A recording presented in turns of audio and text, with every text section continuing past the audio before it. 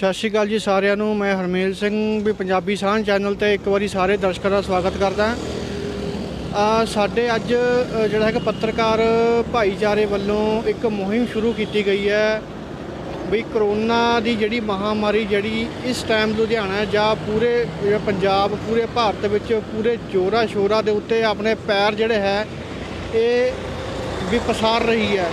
ਇਸ ਦੀ ਰੋਕਥਾਮ ਵਾਸਤੇ ਸਰਕਾਰ ਵੀ ਆਪਣੇ ਵੱਲੋਂ ਅਵੇਅਰ ਲੋਕਾਂ ਨੂੰ ਕਰ ਰਹੀ ਹੈ ਤੇ ਲੇਕਿਨ ਲੋਕਾਂ ਦੇ ਵਿੱਚ ਕੁਝ ਜਿਹੜੀ ਹੈਗੀ ਆ ਇਸ ਚੀਜ਼ ਨੂੰ ਲੈ ਕੇ ਵੀ ਪੈਨਿਕ ਨਹੀਂ ਹੈਗੇ ਲੋਕ ਇਸ ਚੀਜ਼ ਨੂੰ ਲੈ ਕੇ ਵੀ ਇਹ ਕੀ ਬਿਮਾਰੀ ਕੀ ਹੈ। ਜਿਹੜੀ ਬਿਮਾਰੀ ਹੈ ਬਹੁਤ ਖਤਰਨਾਕ ਬਿਮਾਰੀ ਹੈ। ਸਰਕਾਰ ਜਿਵੇਂ ਹੁਣ ਕਹਿ ਰਹੀ ਹੈ ਵੀ ਤੁਸੀਂ ਆਪਣਾ ਹੈਂਡ ਵਾਸ਼ ਕਰੋ, ਮਾਸਕ ਲਗਾ ਕੇ ਰੱਖੋ। ਤੇ ਮੈਂ ਇੱਥੇ ਹੈਗੇ ਜਗਰਾਉਂ ਪੁਲ ਤੇ ਅਸੀਂ ਹੈਗੇ ਆ, ਅਸੀਂ ਗੱਲਬਾਤ ਕਰਦੇ ਹਾਂ। ਸਾਡੇ ਜਿਹੜੇ ਸੀਨੀਅਰ ਜਿਹੜੇ ਪੱਤਰਕਾਰ ਹਨ ਸਾਡੇ ਨਾਲ ਆਪਣੇ ਹੈਗੇ ਮੌਜੂਦ ਹਨ ਵੀ ਰੋਹਿਤ ਜੀ, ਅਸੀਂ ਗੱਲਬਾਤ ਕਰਦੇ ਹਾਂ। ਸਤਿ ਸ਼੍ਰੀ ਅਕਾਲ ਭਾਜੀ। ਸਤਿ ਸ਼੍ਰੀ ਅਕਾਲ ਭਾਜੀ। ਸਰ ਤੁਸੀਂ ਅੱਜ ਬਿਲਕੁਲ ਹਰਮੇਲ ਜੀ, ਸਾਨੂੰ ਸੜਕ ਦੇ ਉੱਤੇ ਇਹ ਪੇਜ ਲੈ ਕੇ ਖੜਨ ਦੀ ਜ਼ਰੂਰਤ ਇਸ ਕਰਕੇ ਪੈ ਰਹੀ ਹੈ ਕਿਉਂਕਿ ਅਸੀਂ ਹਰ ਤਸਵੀਰਾਂ ਉਹ ਦਿਖਾਈਆਂ ਨੇ ਜਿਹਦੇ ਵਿੱਚ ਲੋਕ ਕਰੋਨਾ ਨਿਯਮਾਂ ਦੀ ਪਾਲਣਾ ਨਹੀਂ ਕਰ ਰਹੇ ਔਰ ਉਹਨਾਂ ਨੂੰ ਲੱਗਦਾ ਵਾ ਕਿ ਕਰੋਨਾ ਹੈ ਹੀ ਨਹੀਂ ਹੈ। ਹਰਮੇਲ ਜੀ, ਅਸੀਂ ਆਪਣੇ ਪੱਤਰਕਾਰ ਭਾਈ ਕਈ ਇਸ ਦੇ ਵਿੱਚ ਗਵਾਏ ਨੇ, ਸਾਨੂੰ ਛੱਡ ਕੇ ਗਏ ਨੇ, ਉਹ ਇਸ ਦੁਨੀਆ ਤੋਂ ਰੁਖਸਤ ਹੋ ਗਏ ਨੇ ਉਹ। ਔਰ ਲੋਕ ਸਮਝਦੇ ਨੇ ਕਿ ਇਹ ਬਿਮਾਰੀ ਇੱਕ ਮਜ਼ਾਕ ਹੈ। ਬਿਮਾਰੀ ਮਜ਼ਾਕ ਨਹੀਂ ਹੈ। ਸਾਨੂੰ ਆਪਣੇ ਦੋਸਤ ਯਾਦ ਆਉਂਦੇ ਆ ਜਿਨ੍ਹਾਂ ਨਾਲ ਅਸੀਂ ਕੰਮ ਕੀਤਾ ਵਾ। ਬਿਲਕੁਲ ਜੀ, ਬਿਲਕੁਲ ਸਹੀ ਗੱਲ। ਜਿਹੜੇ ਸਾਨੂੰ ਛੱਡ ਕੇ ਚਲੇ ਗਏ ਆ ਇਸ ਮਹਾਮਾਰੀ ਦੀ ਚਪੇਟ 'ਚ ਆ ਕੇ। ਇਸ ਕਰਕੇ ਸਾਨੂੰ ਲੱਗਦਾ ਕਿ ਜਿੱਥੇ ਅਸੀਂ ਲੋਕਾਂ ਲਈ ਅਸੀਂ ਇੱਕ ਆਇਨਾ ਵਾ, ਉੱਥੇ ਹੀ ਲੋਕਾਂ ਨੂੰ ਹੁਣ ਇਸ ਵੇਲੇ ਇੱਕ ਪਰਿਵਾਰਿਕ ਮੈਂਬਰ ਹੋਣ ਦੇ ਨਾਤੇ ਸਾਨੂੰ ਉਹਨਾਂ ਨੂੰ ਸਮਝਾਉਣ ਦੀ ਜ਼ਰੂਰਤ ਹੈ। ਇਸ ਕਰਕੇ ਅੱਜ ਅਸੀਂ ਉਹਨਾਂ ਨੂੰ ਸਮਝਾਉਣ ਦੀ ਕੋਸ਼ਿਸ਼ ਕਰ ਰਹੇ ਹਾਂ ਕਿ ਇਸ ਬਿਮਾਰੀ ਨੂੰ ਹਲਕੇ 'ਚ ਨਾ ਲਓ। ਰੋਹਿਤ ਜੀ, ਮੈਨੂੰ ਲੱਗਦਾ ਵੀ ਜਿਹੜੇ ਆਪਣੇ ਪੰਜਾਬ ਦੇ ਜਿਹੜੇ ਲੋਕ ਹਨ ਜਾਂ ਲੁਧਿਆਣਾ ਸ਼ਹਿਰ ਵਾਸੀ ਆ, ਉਹ ਸਾਨੂੰ ਆਪਣੇ ਪਰਿਵਾਰ ਦਾ ਹਿੱਸਾ ਨਹੀਂ ਮੰਨਦੇ।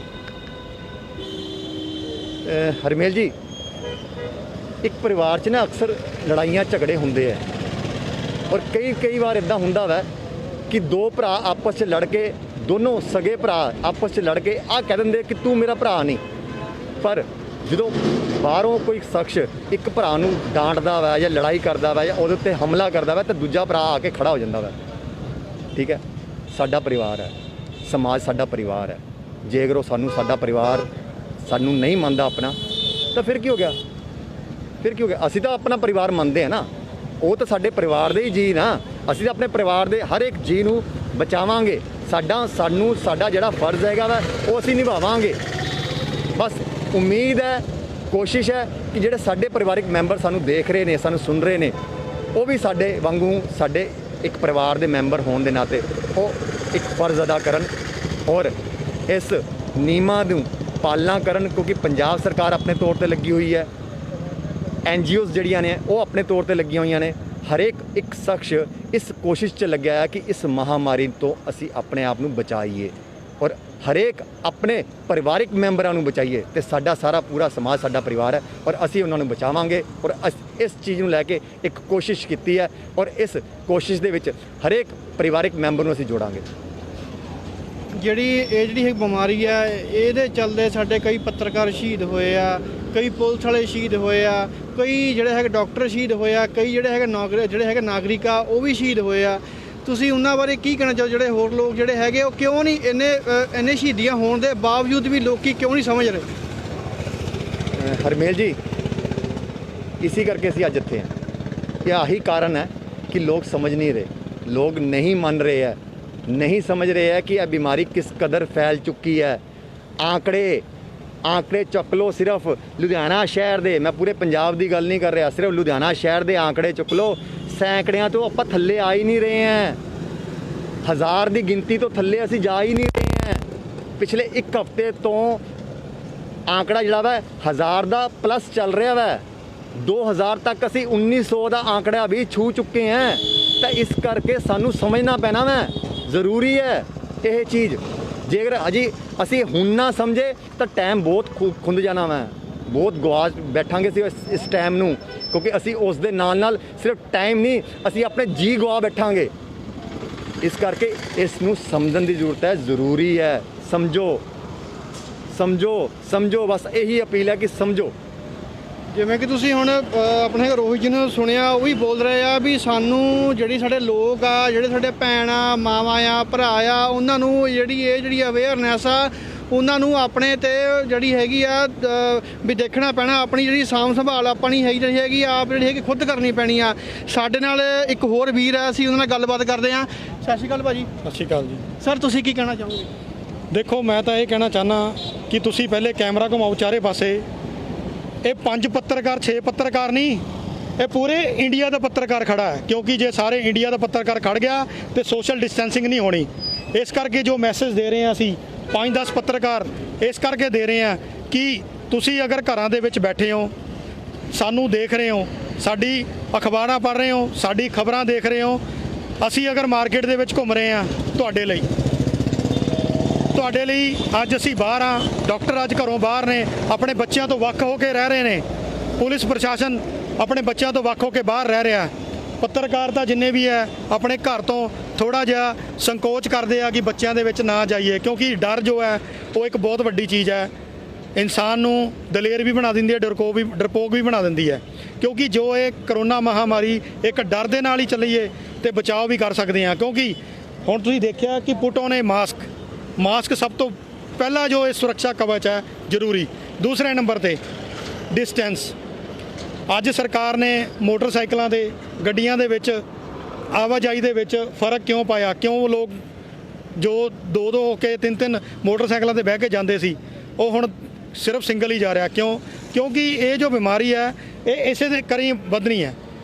ਕਿਸੇ ਹੋਰ ਦੇਸ਼ ਦੇ ਵਿੱਚ ਇੰਨੀ ਬਿਮਾਰੀ ਨਹੀਂ ਵਧੀ ਜਿੰਨੀ ਇਹ ਇੰਡੀਆ ਦੇ ਵਿੱਚ ਆ ਕੇ ਨੇ ਫੈਲਾਅ ਕਰ ਦਿੱਤਾ। ਕਿਉਂਕਿ ਅਸੀਂ ਇਹਨੂੰ ਬਹੁਤ ਹਲਕੇ 'ਚ ਲੈਂਦੇ ਰਹੇ। ਹਲਕੇ 'ਚ ਲੈਣ ਕਰਕੇ ਅੱਜ ਜੋ ਹਾਲਾਤ ਨੇ ਇੰਨੇ ਮਾੜੇ ਹੋ ਗਏ ਤੇ ਜਿਹਨੂੰ ਕਿ ਸਰਕਾਰਾਂ ਵੀ ਨਹੀਂ ਸੰਭਾਲ ਸਕਦੀਆਂ। ਸਰਕਾਰਾਂ ਕੋਲ ਜਿੰਨਾ ਕੁ ਜ਼ੋਰ ਹੈ ਉਹ ਆਪਣਾ ਦਿਖਾ ਰਹੀਆਂ ਨੇ, ਲੇਕਿਨ ਮੈਂ ਤੁਹਾਨੂੰ ਇੱਕ ਗੱਲ ਕਹਿਣੀ ਚਾਹੁੰਦਾ ਕਿ ਲਗਾਤਾਰ ਸਰਕਾਰ ਵੀ ਇਹਨੂੰ ਨਿਠੱਲ ਪਾਉਣ ਦੀ ਕੋਸ਼ਿਸ਼ ਕਰ ਰਹੀ ਹੈ। ਉਹ ਤਾਂ ਹੀ ਪਾਏਗੀ ਜੇਕਰ ਤੁਹਾਡਾ ਸਹਿਯੋਗ ਹੋਵੇਗਾ। ਅਸੀਂ ਕਮੈਂਟਾਂ ਦੇ ਵਿੱਚ ਥੱਲੇ ਲਿਖ ਦਿੰਦੇ ਹਾਂ ਸਰਕਾਰ ਨੇ ਆਹ ਨਹੀਂ ਕੀਤਾ, ਸਰਕਾਰ ਨੇ ਰਾਸ਼ਨ ਨਹੀਂ ਭੇਜਿਆ। ਮੇਰੇ ਕਹਿਣ ਦਾ ਮਤਲਬ ਕੀ ਹੈ ਕਿ ਹਰੇਕ ਦੇ ਘਰ ਕੁਛ ਨਾ ਕੁਛ ਪਿਆ ਹੁੰਦਾ ਹੈ, ਸਟਾਕ ਥੋੜ੍ਹਾ ਬਹੁਤਾ ਪਿਆ ਹੁੰਦਾ ਹੈ, ਜਿੰਨਾ ਕੁ ਹੈ ਉਨੇ 'ਚ ਗੁਜ਼ਾਰਾ ਕਰੋ। ਬਹੁਤ ਜ਼ਰੂਰਤ ਹੈ। ਉਸ ਤੋਂ ਬਾਅਦ ਸਾਡੇ ਵਰਗੇ ਪੱਤਰਕਾਰਾਂ ਨੂੰ ਹੋਰ ਇਸ ਤਰ੍ਹਾਂ ਦੇ ਕਈ ਲੋਕਾਂ ਨੂੰ ਮੈਸੇਜ ਆਉਂਦੇ ਨੇ ਕਿ ਸਾਡੀ ਇਹ ਖਬਰ ਦਿਖਾਈ ਜਾਵੇ ਕਿ ਸਾਡੇ ਘਰੇ ਜੋ ਹਾਲਾਤ ਨੇ ਬਹੁਤ ਮਾੜੇ ਨੇ, ਔਰ ਇਲਾਜ ਲਈ ਵੀ ਪੈਸੇ ਨਹੀਂ ਲੋਕਾਂ ਕੋਲੇ।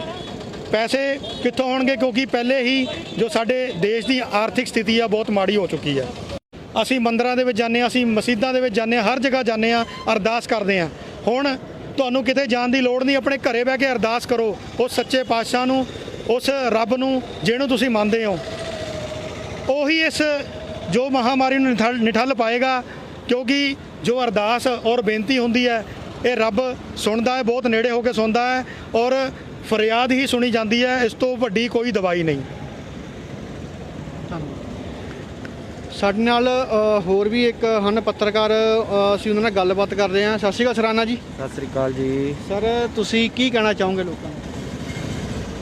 ਸਰ ਕਹਿਣਾ ਤਾਂ ਇਹੀ ਅਪੀਲ ਹੈ, ਸਾਡੀ ਇੱਕ ਬੇਨਤੀ ਹੈ, ਅਪੀਲ ਵੀ ਨਹੀਂ ਕਵਾਂਗੇ ਕਿ ਅਗਰ ਹੁਣ ਕਰੋਨਾ ਨੂੰ ਠੱਲ ਪਾਣੀ ਹੈ ਤੇ ਸਾਨੂੰ ਜਾਗਰੂਕ ਹੋਣਾ ਪੈਣਾ। ਅਸੀਂ ਅਗਰ ਸਰਕਾਰਾਂ ਦੀ ਮਦਦ ਕਰਨਾ ਚਾਹੁੰਦੇ ਹਾਂ, ਸਿਸਟਮ ਦੀ ਮਦਦ ਕਰਨਾ ਚਾਹੁੰਦੇ ਹਾਂ ਤੇ ਸਿਰਫ ਘਰ ਬੈਠੀਏ। ਅਗਰ ਕੋਈ ਐਮਰਜੈਂਸੀ ਕੰਮ ਹੈ ਤਾਂ ਹੀ ਬਾਹਰ ਨਿਕਲੀਏ। ਜੋ ਪਾਲਣਾ ਸਰਕਾਰਾਂ ਸਾਨੂੰ ਕਹਿ ਰਹੀਆਂ ਨੇ ਉਹ ਜ਼ਰੂਰ ਕਰੀਏ, ਜਿਵੇਂ ਮਾਸਕ ਲਾ ਕੇ ਰੱਖੀਏ, ਸੋਸ਼ਲ ਡਿਸਟੈਂਸਿੰਗ ਬਣਾ ਕੇ ਰੱਖੀਏ, ਸੈਨੀਟਾਈਜ਼ ਕਰਕੇ ਰੱਖੀਏ। ਕਿਉਂਕਿ ਮੈਂ ਛੋਟੀ ਜਿਹੀ ਗੱਲ ਕਹਿਣਾ ਚਾਹੂੰਗਾ, ਇਹ ਬਿਮਾਰੀ ਜਿੱਥੋਂ ਤੁਰੀ ਸੀਗੀ ਉੱਥੇ ਖਤਮ ਹੋ ਗਈ ਹੈ, ਉੱਥੇ ਬਿਮਾਰੀ ਇੰਨੀ ਨਹੀਂ ਹੈ। ਤੇ ਅੱਜ ਜਦੋਂ ਆਪਾਂ 2019 ਦੀ ਜਾਂ ਇਸ ਤੋਂ ਪਿਛਲੇ ਸਾਲ ਦੀ ਗੱਲ ਕਰਦੇ ਹਾਂ ਤੇ ਬੜੀ ਇਹ ਗੱਲ ਉੱਠੀ ਸੀ ਕਿ ਹਿੰਦੁਸਤਾਨ ਨੇ ਬਿਮਾਰੀ ਨੂੰ ਬੜੀ ਜਲਦੀ ਕਵਰ ਕਰ ਰਿਹਾ ਹੈ ਤੇ ਇੱਥੇ ਕਰੋਨਾ ਦੀ ਮਹਾਮਾਰੀ ਘਟ ਗਈ ਹੈ। ਪਰ ਜਿਵੇਂ ਜਿਵੇਂ ਟਾਈਮ ਬੀਤਿਆ ਦੂਸਰੇ ਦੇਸ਼ਾਂ ਵਿੱਚ ਕਰੋਨਾ ਖਤਮ ਹੋ ਰਿਹਾ ਹੈ ਤੇ ਸਾਡੇ ਦੇਸ਼ ਵਿੱਚ ਪਨਪ ਰਿਹਾ। ਕਾਰਨ ਕੀ ਹੈ? ਡਿਸਿਪਲਿਨ। ਸਿਆਸਤ ਸਾਰੀ ਜ਼ਿੰਦਗੀ ਕਰਦੇ ਰਹੋ, ਆਰੋਪ ਪ੍ਰਤਿਆਰੋਪ ਦੀ ਰਾਜਨੀਤੀ ਸਾਰੀ ਜ਼ਿੰਦਗੀ ਕਰਦੇ ਰਹੋ, ਕਿੰਤੂ ਪਰੰਤੂ ਸਾਰੀ ਜ਼ਿੰਦਗੀ ਕਰਦੇ ਰਹੋ। ਪਰ ਹੁਣ ਇੱਕ ਹੋਣ ਦੀ ਲੋੜ ਹੈ। ਇੱਕ ਹੋ ਇੱਕ ਹੋਣ ਤੋਂ ਬਾਅਦ ਸਰਕਾਰਾਂ ਦਾ ਸਾਥ ਦਿਓ, ਸਿਸਟਮ ਦਾ ਸਾਥ ਦਿਓ, ਔਰ ਉਹ ਜਿਹੜੇ ਫਰੰਟ ਲਾਈਨ ਵੈਰੀਅਰ ਨੇ, ਚਾਹੇ ਉਹ ਪੁਲਿਸ ਵਾਲੇ ਹੋਣ, ਪੱਤਰਕਾਰ ਵੀਰ ਹੋਣ, ਚਾਹੇ ਉਹ ਡਾਕਟਰ ਹੋਣ, ਨਰਸਾਂ ਹੋਣ, ਉਹਨਾਂ ਨੂੰ ਮੇਰੀ ਬੇਨਤੀ ਹੈ ਕਿ ਉਹ ਆਪਣਾ ਧਿਆਨ ਰੱਖਣ। ਉਹਨਾਂ ਦਾ ਵੀ ਪਰਿਵਾਰ ਹੈ, ਉਹਨਾਂ ਦੇ ਵੀ ਬੱਚੇ ਨੇ।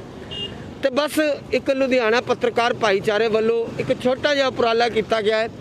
ਮਕਸਦ ਇੰਨਾ ਹੈ ਕਿ ਅਵੇਅਰਨੈਸ ਮੇਨਟੇਨੈਂਸ ਬਣਾ ਕੇ ਰੱਖੀਏ, ਔਰ ਤੁਸੀਂ ਕੁਝ ਨਹੀਂ ਕਰ ਸਕਦੇ ਤਾਂ ਇੰਨਾ ਕਰ ਸਕਦੇ ਹੋ, ਪੈਸਾ ਨਹੀਂ ਲੱਗਣਾ ਇਹਦੇ 'ਚ, ਆਪਣੇ ਆਂਢ ਗੁਆਂਢ ਨੂੰ ਅਵੇਅਰ ਕਰ ਦਿਓ, ਇੰਨਾ ਕੁ ਅਵੇਅਰ ਕਰ ਦਿਓ ਕਿ ਉਹ ਅਵੇਅਰਨੈਸ ਤੇ ਸਿਸਟਮ ਦਾ, ਸਰਕਾਰ ਦਾ, ਸਾਡਾ ਤੁਹਾਡਾ ਸਾਥ ਦੇਣ। ਤੇ ਮੈਂ ਬੇਨਤੀ ਕਰੂੰਗਾ, ਅੱਜ ਅਸੀਂ ਜਗਰਾਉਂ ਪੁਲ ਲੁਧਿਆਣਾ 'ਚ ਪੱਤਰਕਾਰ ਭਾਈਚਾਰਾ ਖੜਨ ਨੂੰ ਤਾਂ ਹੋਰ ਵੀ ਅਸੀਂ ਹੋ ਸਕਦੇ ਸੀ, ਪਰ ਸਾਡੀ ਜ਼ਰੂਰਤ ਸੀ ਇੱਕ ਮੈਸੇਜ ਕਨਵੇ ਕਰਨਾ ਸਾਡੇ ਵੱਲੋਂ, ਸਰਕਾਰਾਂ ਦਾ ਇੱਕ ਸਹਿਯੋਗ ਕਰਨਾ ਸਾਡੇ ਵੱਲੋਂ। ਉਸ ਨੂੰ ਲੈ ਕੇ ਅੱਜ ਅਸੀਂ ਜਗਰਾਉਂ ਪੁਲ ਖੜੇ ਹਾਂ ਤੇ ਇੱਕ ਮੈਸੇਜ ਕਨਵੇ ਕਰਨ ਦੀ ਕੋਸ਼ਿਸ਼ ਕਰ ਰਹੇ ਹਾਂ ਕਿ ਅਵੇਅਰ ਰਹੋ ਇਸ ਬਿਮਾਰੀ ਤੋਂ। ਤੁਸੀਂ ਜਿਵੇਂ ਹੁਣ ਸੁਣਿਆ ਸਰਾਣਾ ਜੀ ਨੂੰ, ਇਹ ਕਹਿ ਰਹੇ ਆ ਵੀ ਅਵੇਅਰਨੈਸ ਬਾਰੇ ਕਹਿ ਰਹੇ ਆ, ਤੇ ਮੈਂ ਇੱਕ ਭਰਾ ਹੋਣ ਦੇ ਨਾਤੇ, ਬੇਟਾ ਹੋਣ ਦੇ ਨਾਤੇ, ਜਿਹੜੇ ਆਪਣੇ ਹੈਗੇ ਆ ਲੋਕ ਲੁਧਿਆਣਾ ਦੇ, ਉਹਨਾਂ ਨੂੰ ਉਹਨਾਂ ਦੇ ਚਰਨਾਂ ਦੇ ਵਿੱਚ ਹੱਥ ਜੋੜ ਕੇ ਇੱਕ ਬੇਨਤੀ ਕਰਨਾ ਚਾਹੁੰਦਾ ਆਪਦੇ ਵੱਲੋਂ, ਇਮੋਸ਼ਨਲ ਹੋ ਕੇ ਮੈਂ ਵੀ ਕਹਿਣਾ ਚਾਹੁੰਦਾ ਵੀ ਸਾਡੇ ਜਿਹੜੇ ਹੈਗੇ ਲੁਧਿਆਣੇ ਦੇ ਜਿਹੜੇ ਡੀਸੀ ਸਾਹਿਬ ਆ ਸ਼ਰਮਾ ਜੀ, ਬਹੁਤ ਅੱਛੇ ਇਨਸਾਨ ਆ, ਉਹਨਾਂ ਨੂੰ ਤੁਹਾਡੀ ਬਹੁਤ ਹੀ ਫਿਕਰ ਆ, ਬਹੁਤ ਹੀ ਚਿੰਤਾ ਆ।